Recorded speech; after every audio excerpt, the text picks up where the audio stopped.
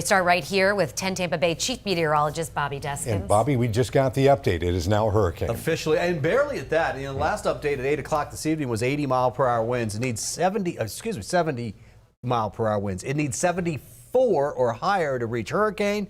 It's now at 75, so we're there. It is wobbling just a little bit. This tend to happens as it approaches land. And you can see now the movement is back to north. It moved a little bit to the north and the east. You can see this jog here now.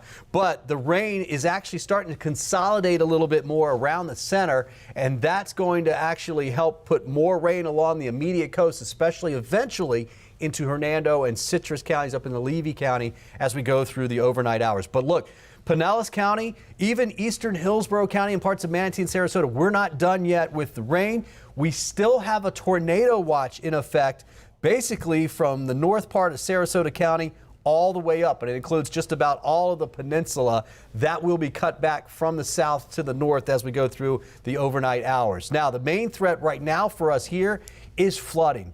We have had a number of 911 calls in Pinellas County alone for flood water rescues. Essentially, the water is rising very quickly. You can see here on this particular map where we've got the darker reds here.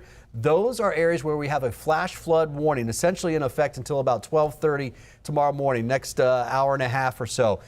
3 to 5 more inches of rainfall, and I think it would be closer to 3, is still possible in these areas between now and 12:30 in the morning. And we've already seen excess of 8 inches in some of these locations. So the watches and the warnings continue. No big changes with that. The track has changed just a little bit, but it's still going to turn. Now, here's the deal. Landfall will happen around sunrise tomorrow morning up in the Big Bend.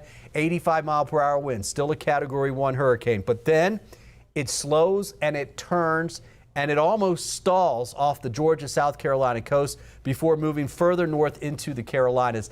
That is a major rain issue. Not only for us, we will actually get better, less and less rain as the night moves on, but we'll still have rain bands tomorrow.